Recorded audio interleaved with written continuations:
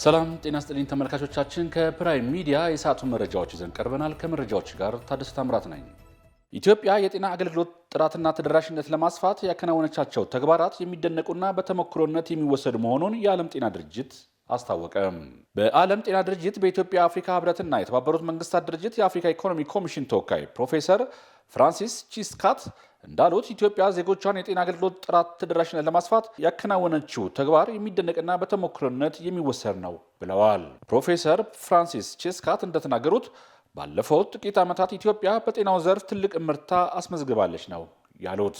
በኢትዮጵያ የዜጎች ጥራት ያለው ጤና አገልግሎት እንዲያገኙ የመድኃኒትና የሕክምና ቁሳቁስ አቅርቦት ተደራሽ በማድረግ እንዲሁም በሀገር ውስጥ መድኃኒት በማምረት ላይ ስኬታማ ስራ እያከናወነች ትገኛለች ብለዋል። የዓለም ጤና ድርጅት ከኢትዮጵያ መንግስት ጋር በመተባበር ደህንነቱ የተረጋገጠ የጤና አገልግሎት ተደራሽ እንዲሆን የሚደረገውን ድጋፍ አጠናክሮ እንደሚቀጥልም አረጋግጠዋል። በጤናው ዘርፍ ድርጅቱ ከኢትዮጵያ ጋር በቅርበት እየሰራ መሆኑን ጠቁመው ይህ ተጠናክሮ እንደሚቀጥልም ተናግረዋል። የሜካናይዜሽን አማራጮችን በመጠቀም ቀድመው የሚደርሱ መኸር ሰብሎችን ያለምንም የምርት ብክነት ለመሰብሰብ እየተሰራ መሆኑን የግብርና ሚኒስቴር አስታወቀ። በግብርና ሚኒስቴር የሰብል ልማት መሪ ስራ አስፈጻሚ አቶ ኢሳያስ ለማ እንደተናገሩት በ2017-18 የምርት ዘመን ቀድመው የሚደርሱ ሰብሎችን በወቅቱ በሜካናይዜሽን ለማሰባሰብ እየተሰራ ይገኛል ብለዋል። ለዚህም የሜካናይዜሽን አገልግሎት የማመቻቸትና አማራጮችን የመለየት ስራ እየተከናወነ ስለመሆኑም ገልጸዋል። ክልሎች የደረሱትን ምርቶች የመለየትና የሚያስፈልጉ ግብዓቶችን እንዲያቀርቡ የማድረግ ስራም እየተሰራ መሆኑንም ገልጸዋል። የመኸር ሰብሎች የመሰብሰቢያ ወቅት በየአካባቢው የተለያየ መሆኑን የሜካናይዜሽን አማራጮች ለመጠቀም አመቺ እንደሚሆንም አስታውቀዋል። በመኸር ከተዘሩ አዝርዕቶች መካከል በስምጥ ሸለቆ አካባቢ የሚመረቱ ቀድመው ይደርሳሉ ያሉት መሪ ስራ አስፈጻሚው ከቀናት በኋላ ቀድመው የሚደርሱ ሰብሎችን የመሰብሰብ ስራ ይጀመራል ብለዋል። በመዲናዋ በህገ ወጥ የንግድ እንቅስቃሴ በተሰማሩ ነጋዴዎች ላይ የሚደረገው ቁጥጥር ተጠናክሮ መቀጠሉን የአዲስ አበባ ንግድ ቢሮ አስታወቀ።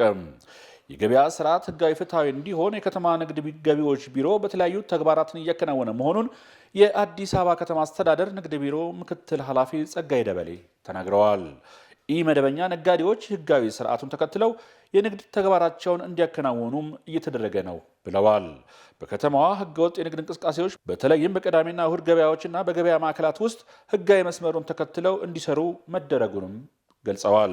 የአዲስ አበባ ገቢዎች ቢሮ ምክትል ኃላፊ ሚኪያስ ሙልጌታ በበኩላቸው በመጀመሪያ ሩብ ዓመት ያልደረሰኝ ግብይት ሲፈጽሙ በተገኙ ከ2000 በላይ ነጋዴዎች ላይ እርምጃ ተወስዷል ነው ያሉት። የታክስ መሰረቱን በማስፋት ከተማዋ የምታመነጨውን ገቢ በአግባቡ ለመሰብሰብ ህግ የማስከበሩ ተግባር ተጠናክሮ ይቀጥላል ብለዋል። ባለፉት 7 ዓመታት በበጎ ፈቃድ አገልግሎት 42.5 ቢሊዮን ብር በላይ የሚገመት አገልግሎት መስጠቱን የአዲስ አበባ ከተማ አስተዳደር የህብረተሰብ ተሳትፎና በጎ ፈቃድ ማስተባበሪያ ኮሚሽን አስታወቀ። በጎ ፈቃደኝነት ለህብረተሰብ ለውጥ በሚል መሪ ሐሳብ በአዲስ አበባ ከተማ አስተዳደር የህብረተሰብ ተሳትፎ በጎ ፈቃድ ማስተባበሪያ ኮሚሽን የ2018 ዓ.ም የበጋ ወራት የበጎ ፈቃድ ማስጀመሪያ መርሃ ግብርም ተካሂደዋል። የኮሚሽኑ ምክትል ኮሚሽነር ወይዘሮ አስራት ንጉሴ በወቅቱ እንደገለጹት ባለፉት 7 ዓመታት በበጎ ፈቃድ 42.5 ቢሊዮን ብር የሚገመት አገልግሎትም ተሰጥቷል ብለዋል። ለ40,576 አቅመ ደካማ ቤተሰቦች የቤት እድሳት ተደርጓል ያሉት ምክትል ኮሚሽነሯ በዚህም ለቤት እድሳት ብቻ 20.5 ቢሊዮን ብር ወጪ መደረጉንም ጠቁመዋል። በተጨማሪም በመርሃ ግብሩ 309,000 ዩኒት ደም ማሰባሰቡን መቻሉንም አብራርተዋል። እንደ ሀገር የተጀመረውን ሰው ተኮር ስራ ለማረጋገጥና የራስን ችግር በራስ አቅም ለመፍታት ትልቅ መሰረት የጣለ ነው ሲሉም ተናግረዋል።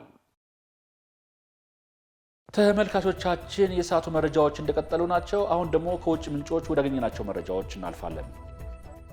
በምዕራብ ኬንያ መሬት መንሸራተት ቢያንስ 26 ሰዎች መሞታቸው ተገለጸ። በኬንያ ምዕራባዊ ሪፍት ቫሊ ክልል የመሬት መንሸራተት ከተከሰተ በኋላ ቢያንስ 26 ሰዎች የሞቱ ሲሆን ከ25 በላይ የሚሆኑ ደግሞ እስካሁን የደረሱበት አልታወቀም።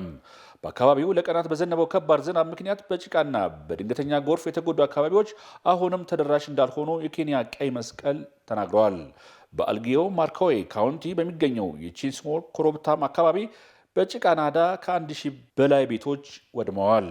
የኬንያ የውስጥ ጉዳይ ሚኒስቴር ኩምፑቹምፓ መርኮሞን እንደገለጹት በወንዞች አቅራቢያ ወይም የመሬት መንሸራተት በተከሰተባቸው አካባቢዎች በሚኖሩ ነዋሪዎች ወደ ደህና ቦታዎች እንዲሄዱም አሳስበዋል። በቅርብ ዓመታት በኬንያ በመሬት መንሸራተትና ጎርፍ ባስከተለው አደጋ በመቶዎች የሚቆጠሩ ሰዎች ሞተዋል ሲል አፍሪካ ኒውስ ዘግበዋል።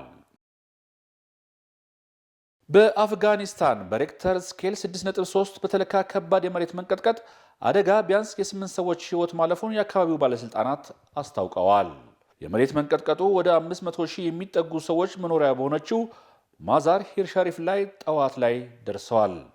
የነፍስ አድን ጥረቱ የቀጠለ ሲሆን የሟቾች ቁጥር ግን ሊጨምር እንደሚችልም ተነግረዋል። በአቅራቢያው ያለው ግዛት የጤና ዲፓርትመንት ቃል አቀባይ ሳሚ ጆይንዳ እንደተናገሩት 180 ሰዎች ስለመቁሰላቸውም አስታውቀዋል። የባልካን ግዛት የታሊባን ቃል አቀባይ ሀጂ ዘይድ በማህበራዊ ሚዲያ ላይ ባሰፈሩት መልእክት ዋና ከተማዋ ማዛር ሸሪፍ ብዙ ሰዎች ተጎድተዋል ሲል ጽፈዋል ሲል ቢቢሲ ዘግበዋል።